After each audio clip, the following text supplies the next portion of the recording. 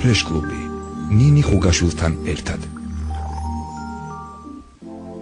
დღემშვიდობის ამოგესალმებით კიდევ ერთხელ განვაგრძობთ გადაცემას ფრეშ კლუბი. მე ნინი ხუგაშვილი ვარ და დღეს საუბრობთ თემაზე საბანკო მომსახურების საკომისიო მოსაკრებლები და შედეგად უყურადღებობით დაზარალებული მომხმარებლები.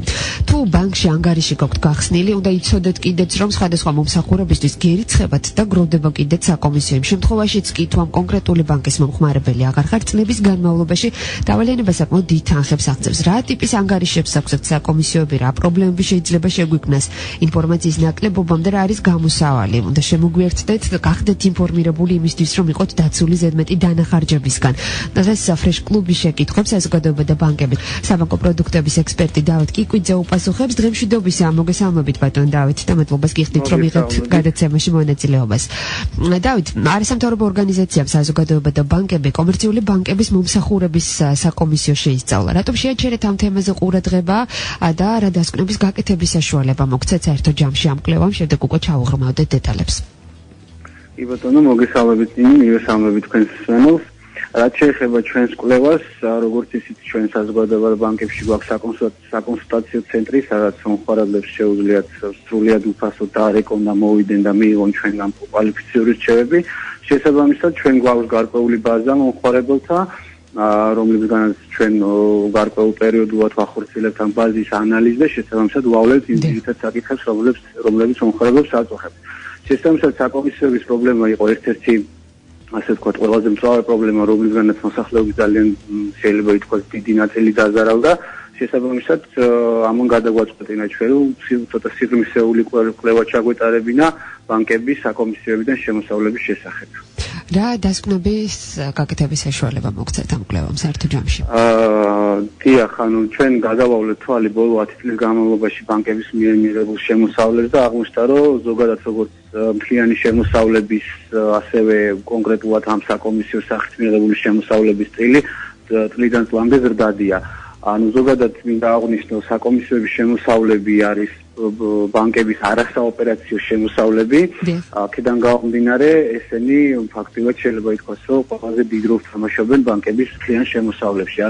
ერთ-ერთი ყველაზე წონადი, ასე ვთქვათ, შემოსავლის ტიპია. როგორც სტატისტიკიდან შეგვიძლია ვისაუბროთ, დაახლოებით 10%-ის ფარგლებში მერყეობს. თუმცა 2013 წელთან შედარებით 2014 წლის მონაცემებით დღესდღეობით ან დღევანდელი მონაცემებით ეს საკომისიოებიდან შემოსავლები ბანკებისა უკვე დაახლოებით 200 მილიონამდე არის უკვე ფორმირებული და თუ ასეთ ტენდენცია გაგრძელდა, წელს სავარაუდოდ წლის ბოლოსთვის ბანკებს საკომისიოებიდან მიღებული შემოსავლები ყველაზე დიდ მაჩვენებლებამდე ბოლო 10 წლის განმავლობაში. დავით, ეს რამ განაპირობა თანხის ასე მკვეთრი ზრდა და ცვლილება ის, რომ უფრო მეტი მომხმარებელი გაუჩნდა საბანკო პროდუქტებს, თუ ის, რომ თავად მომსახურების საკომისიო გააძვირეს კომერციულმა ბანკებმა და თუ არის დარეგულირებული, ვთქვათ, ეს რაღაცნაირად ეროვნული ბანკის მიერ? ზოგადად, როგორც ვიცით, საბანკო ინდუსტრია, ფინანსური სექტორი საქართველოში ყველაზე მზარდი სექტორია და ამას ერთად ყველაზე სტაბილური. აქედან გამომდინარე, წლიდან წლამდე ბანკების ჯამური შემოსავლები შეიძლება ითქვას იზრდება და ეს სექტორი უფრო და უფრო მძლავრი ხდება. ამას ანალოგიურადაც არის მასზე მიბმული ყველა სახის შემოსავლის ტიპი, რომელსაც ბანკები რეგულობენ. აქედან გამომდინარე, როგორც სესხებიდან საპროცენტო შემოსავლები, ასევე საკომისიოდან მიღებული შემოსავლების თავისთავად ზრდადობისკენ მიიწევს. რაც შეეხება ზოგადად ამის პრობლემას, რატო არის გამოწვეული საკომისიოდან მიღებული შემოსავალი პრობლემა მომხმარებლებისთვის და რატო არ აქცევენ ყურადღებას ამას, ეს უკვე საერთოდ მეორე მხარეა. ხშირია შემთხვევები იმასთან დაკავშირებით, რომ მომხმარებელმა შეიძლება რამოდენიმე წლის განმავლობაში ერთი ანგარიში ჰქონდეთ და მომავალში მეორე ბანკში გადაერთონ და მეორე ბანკში გახსნან ანგარიში და ამ პირობებში გახსნილი ანგარიში საერთოდ მივიწყებულია და როცა განმავლობაში შეიძლება შემთხვევით მომხმარებელმა აღმოაჩინოს, რომ ამ ანგარიში კი არ დაიხურა ავტომატურად, არამედ პირიქით ამ ანგარიშზე ყოველწლიურად საკომისიოები ერიცხებოდა და როცა განმავლობაში ეს თანხა უკვე საკმაოდ დიდ მაჩვენებლებამდე ადის. ამას გარდა კიდევ ყველაზე მნიშვნელოვანი და მწვავე პრობლემა ამასთან დაკავშირებით ის არის, რომ ამ საკომისიოებმა შეიძლება მომხმარებელს მცირე პრობლემებიდან დაუწყოს სისხლთან დაკავშირებული საკითხები, ხდება მომენტები, როდესაც მომხმარებლებს თანხები შეაქვს ცეცხლის გადასახდელად და ამ ანგარიშზე თუ საკომისიო დაგროვილი პირველ რიგში ბანკი ჩამოჭრის ამ საკომისიოს ანგარიშის მომსახურების შემდეგ ხდება სესხის გადახდა, ხოლო ჩამოჭრილი საკომისიოს ხარჯზე სესხზე დანაკლისი აღინიშნება და შესაბამისად ამან შეიძლება გამოიწვიოს უკვე ჯარიმების დაწესება და ასე შემდეგ. ამასთან ხშირია შემთხვევები, როდესაც მომხმარებელმა შეიძლება ყურადღება არ მიაქციოს, რომ სესხზე დააკლდა ის თუნდაც 1 ლარი, 2 ლარი და ის საკმაოდ გაგრძელდეს რამოდენიმე დღეს, თუნდაც 1 კვირა, თუნდაც 1 თვე და შესაბამისად ამან გამოიწვიოს საერთოდაც მომხმარებლის შავსიაში, ეგრეთ წოდებულ შავსიაში აღმოჩენა. ამიტომ აუცილებელია ეს საკითხი კარგად იქნას, ასე ვთქვათ, დარეგულირებული, როგორც პირველ რიგში კომერციული ბანკების მხრიდან, იმიტომ რომ აუცილებელია მომხმარებელთა ინფორმირება ამ საკომისიოებთან დაკავშირებით, დეტალური ინფორმირება, ამასთან ერთად მინდა ხაზი გაუსვა, იმიტომ რომ ეს საკომისიოები არ არის მხოლოდ ერთი სახის, არის რამოდენიმე სახის, ეს შეიძლება იყოს ანგარიშის მომსახურების საკომისიო, ეს შეიძლება იყოს ინტერნეტ ბანკის მომსახურების საკომისიო, SMS-ის საკომისიო და ასე შემდეგ. მიუხედავად იმისა, რომ ეს თანხა შეიძლება ერთი შეხედვით ჩვენთვის იყოს მცირე ყოველდღიურად გადასახდელი, მას შეიძლება საკმაოდ მსხვილ პრობლემამდეც მიგვიყვანოს, როგორც თავად თქვენ აღნიშნეთ და განსაზღვრეთ კიდეც რა ტიპის პრობლემა იყოს, უნდა იყოს ეს ჩვენ რა შეგვიძლია გავაკეთოთ. მე მესმის რომ ვიდრე თქვათ ბანკები გადაწყვეტენ და რაღაც კეთილნებას გამოიჩენენ, რომ მოსახლეობის ინფორმირებულობა გაზარდონ ამ კუთხით, მე მეჭება რომ ეს მოხდეს ახლო მომავალში, რადგან გამოდის რომ რაღაც ხელოვნურად იმცირებენ ისინი შემოსავლებს, მაშინ როდესაც ჩვენ არ გვაქვს ამის შესახებ ინფორმაცია. მე ვარ რამდენიმე თქვათ ანგარიშის საბანკო პროდუქტის საერთო ჯამში მომხმარებელი, მაგრამ არ მახსენდება არც ერთი შემთხვევა, რომ თქვათ მომსახურე პერსონალს ჩემთვის აეხსნათ, რომ ჩემს თქვათ ამა თუ იმ პროდუქტზე რიცხება საკომისიო, მე დარწმუნებული ვარ, რომ ასე იქნებოდა სხვა კლიენტების შემთხვევაში. სად არის გამოსავალი? არის ეს ის სიტუაცია, როდესაც მომხმარებელი შეიძლება იყოს მართალი თუ ნებისმიერ შემთხვევაში ბანკის მხარეს არის სიმართლე და დამნაშავე ამ შემთხვევაში ჩვენი ყურადღება და ნაკლებად ინფორმირებულობა ხდება. ბატონო, ანუ პირველ რიგში განსაზღვროთ ის, რომ აბსოლუტურად ყველანაირი სახის მომსახურება ბანკთან დამეთანხმებით, რომ ხელშეკრულებით რეგულირდება. აქედან გამომდინარე, მომხმარებელი, როდესაც თუნდაც ანგარიშს გახსნის და მასთან დაკავშირებულ ყველანაირი პროდუქტი შეიძენს, იქნება SMS ბანკი, ინტერნეტ ბანკი, აუცილებლად გარკვეული სახის ხელშეკრულებას ხელს აწერს, სადაც თავისთავად, რა თქმა უნდა, მითითებულია გარკვეულწილად ის ტარიფები, რომლის გადახდაც მომხმარებელს საბოლოო ჯამში მოუწევს. თუმცა აქ არის უკვე გლობალური პრობლემა, როდესაც ბანკის თანამშრომლები ხშირ შემთხვევაში დეტალურად არ განუმარტავენ მომხმარებლებს თუ რა სახის სერვისები ერთვება ანგარიშის გახსნას, ეს ინტერნეტ ბანკი ისევ და ისევ SMS ბანკი და ასე შემდეგ და თითოეულ მომსახურებაზე რა სახის ტარიფია დაწესებული. ანუ დეტალურად ამის გავლა მომხმარებელთან ერთად ბანკის თანამშრომლის მხრიდან ხშირ შემთხვევაში არ ხდება.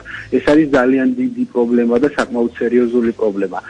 რაც შეეხება უკვე ჩვენ მეორე მხარეს, როგორ შეიძლება ეს თავიდან ავირიდოთ, რა თქმა უნდა, მარტო დავიწყოთ და მხოლოდ ბანკებს დავაბრალოთ, ჩემი აზრით არც თუ ისე სამართლიანი იქნება, აქედან გამომდინარე, აუცილებელია, რომ თავად მომხმარებლებმაც ჩვენ თვითონ აუცილებლად გავეცნოთ იმ მცირე პატარა ხელშეკრულებას, რაზეც ვაწერთ ხელს და რა პროდუქტებსაც ვიძენთ და იქ აუცილებლად კარგად განვამარტებინოთ თვითონ ბანკის თანამშრომლებს თუ რას ნიშნავს ესა თუ ის პუნქტი.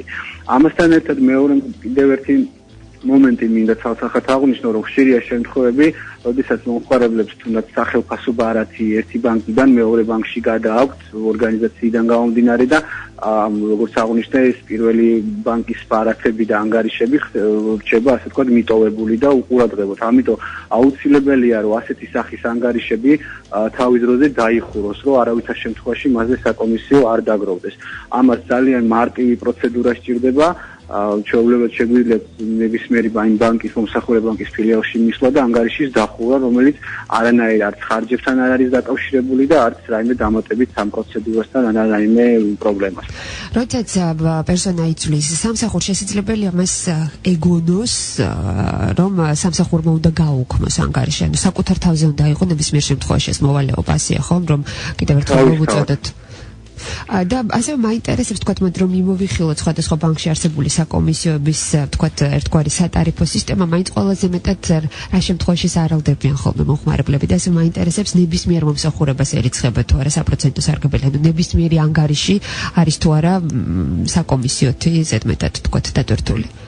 ну სატარიფო სისტემა დღესდღეობით საქართველოში არსებული ბანკების კუთხით ძალიან განსხვავებულია, მინდა პირდაპირ აღნიშნო, ზოგ ბანკს ყოველთვიური ანგარიშის მომსახურების საკომისიო, ვთქვათ, 1 ლარი, ლარნახევარი, ზოგ ბანკს ეს ანგარიშის საკომისიოები, ასე ვთქვათ, პაკეტური სისტემით აქვს ჩანაცვლებული, ანუ ხდება რაღაც გარკვეული ანგარიშების პაკეტის შეძენა, იქ ბარათი იქნება, ამ ბარათთან ერთად შეიძლება მოყოლებული იყოს ინტერნეტ ბანკი, SMS ბანკი, direct debit-ი და ასე შემდეგ და ეს მთლიანად პაკეტის ღირებულება შედის. ეს პაკეტის ღირებულება შეიძლება წლიურ საკომისიოც იყოს, ასე ვთქვათ, ფიქსირებული, დაფიქსირებული, ანუ წელიწადში ერთხელ იჭრებოდეს რაღაც გარკვეული თანხა. 10 ლარი ან 15 ლარი. ანუ სატარიფო სისტემას ზოგადად ბანკები ინდივიდუალურად განსაზღვრავენ. თუმცა აი ეს ყოველთვიური მომსახურების საკომისიო როგორც წესი უმრავლესობა ბანკებს აქვს და ეს მიმდინარე ყოველთვიური საკომისიო როგორც წესი მიბმულია მიმდინარე ანგარიშებზე და საბარათი ანგარიშებზე. რაც შეეხება ასევე ანალოგიურად შეიძლება ითქვას SMS ბანკის და ინტერნეტ ბანკის საკომისიოებით შეიძლება როგორც ყოველთვიური იყოს, ასევე შეიძლება პაკეტში შედიოდეს და ყოველწლიურად ჩამოიჭრებოდეს. თუმცა ასევე მინდა აღვნიშნო, რომ არიან ბანკები, რომლებსაც საერთოდ არ აქვს თქვათ ინტერნეტ ბანკის მომსახურების საკომისიო მაგალითისთვის და ასევე SMS ბანკის მომსახურების საკომისიო საერთოდ სრულად უფასო აქვს. ეს უკვე ინდივიდუალურად განისაზღვრება და კონკრეტული ბანკის პოლიტიკიდან განისაზღვრება.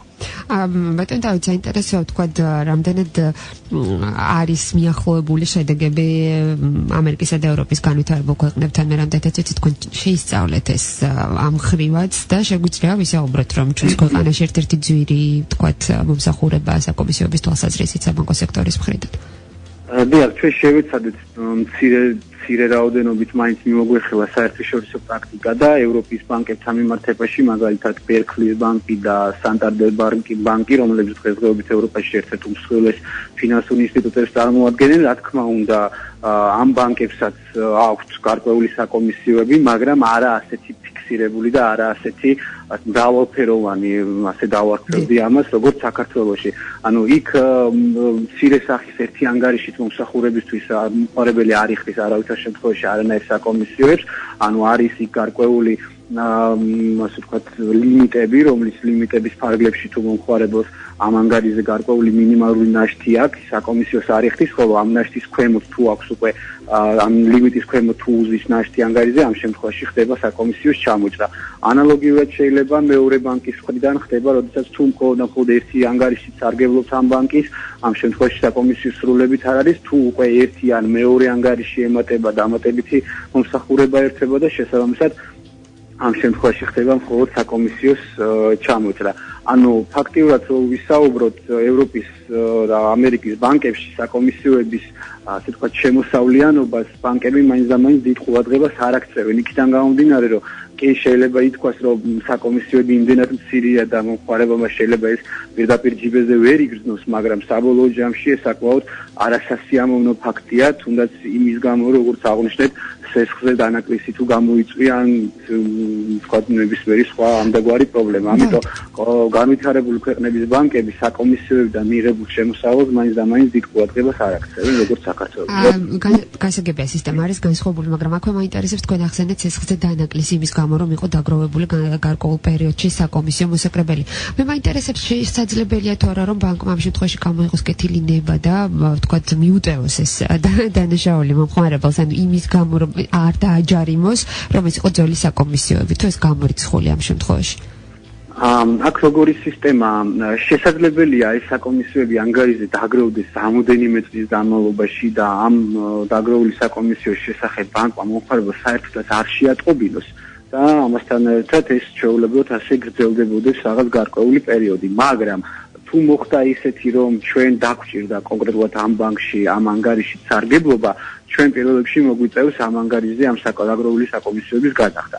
რაც შეეხება როგორც პატიებას, როგორც წესი ბანკები ამ საკომისიოს ჩამოწერას ან გაუქმებას არ ახდენენ. იქიდან გამომდინარე, რომ ამ საკომისიოების ხარჯზე, დაგროვილი საკომისიოს ხარჯზე მხოლოდ საუბარი, არ ხდება არც ჯარიმის დაწესება, არც ეგრეთ წოდებულ შავსიაში მოხვედრა და ანუ არანაირი დამატებითი სანქციები არ მოყვება.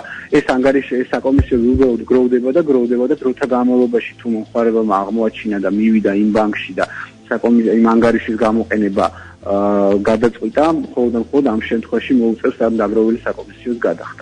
ძალიან დიდი მადლობა საუბრის დასასრულს. მოდით კიდევ ერთხელ გავაკეთოთ რეზიუმე დღევანდელი თემის, კიდევ ერთხელ შევახსენოთ მოსახლეობას, რომ და გააკეთოს მან პრევენციისთვის და მიუწოდეთ კონკრეტულად თქვათ რჩევა რა არის. კი ბატონო, პირველ რიგში ჩვენს მომხმარებელს ურჩევდი, რომ აუცილებლად სანამ ანგარის გახსნიან და დამატებით მომსახურებებს შეიძენენ, მინდა ხაზი გაუსვა იმას, რომ დღესდღეობით ბანკები ორიენტირებულები არიან იმაზე, რომ მომხმარებელს რაც შეიძლება მეტი სერვისი მიჰყიდონ, ამიტომ აუცილებლად დეტალურად გაარკვიონ იმ სერვისების ღირებულება, ტარიფები, თუ რა თანხის გადახდა მოუწევთ ყოველდღიურად, თუ იქნება ეს თუ ყოველწლიური იქნება და მხოლოდ ამის შემდეგ გადაწყვიტონ ამა თუ იმ ბანკში ანგარიშის სარგებლობა და დამატებით სერვისების სარგებლობა. ამას გარდა თუ რაიმე ნებისმიერი სახის ანგარიში გვაქვს ჩვენ ადრე, რომელსაც სარგებლობით და დღესდღეობით ჩვენ ეს ფაქტობრივად არ გვჭირდება და საერთოდ არაფერში არ ვიყენებთ, აუცილებელია რომ მივიდეთ იმ კონკრეტულ ბანკში და ეს ძველი ანგარიშები დავხუროთ. თუ რაიმე, ასე ვთქვათ, დამატებით გადასახადი გვაქვს დარჩენილი საკომისიო დაგვიგროვდა, მოგვიწევს რა თქმა უნდა სამწუხაროდ ამ საკომისიოს გადახდა და ეს ანგარიშები აუცილებლად უნდა დავხუროთ და ის დამატებითი სერვისები რაც არის, ის აუცილებლად უნდა გავაუხმოთ. ძალიან დიდი მადლობა. საზოგადოება და ბანკების საბანკო პროდუქტების ექსპერტი დავით კიკვიძე საუბრობდა თემაზე. ჩვენ ვისაუბრეთ საბანკო მომსახურების საკომისიო მოსაკრებლებისა და ასე ვთქვათ უყურადღებობით დაზარალებული მომხმარებლების შესახებ. დაზარალებულს გულისხმობ იმიტომ, რომ ინფორმაციის ნაკლებობამ შესაძლოა ჩვენ ზედმეტი დანახარჯებისკენ გვიბიძგოს. ამიტომ იყავით ინფორმირებულები, იყავით ყურადღებით და დაიცავთ კიდეც საკუთარ თავს და საკუთარ ჯიბეს ზედმეტი დანახარჯებისგან. უღრმესი მადლობა ყურადღებისთვის. მე წარმატებებს გისურვებ და საუკეთესო სურვილებით მომავალ საერთო შეხვედრამდე გემშვიდობებით. გახდით ნინი ხუგაშვილი, გაცემით ფრეშ კლუბი. აჩქარებული ტემპი, დაძაბული რითმი, სტრესული გარემო, საკუთარ თავზე ფიქრის დრო თითქმის არ რჩება. სწორედ ამიტომ გაწევრიანდით რადიო იმედის ფრეშ კლუბში და შეცვალეთ თქვენი ცხოვრება უკეთესობისკენ. გადაცემა ფრეშ კლუბი, ნინი ხუგაშვილთან ერთად.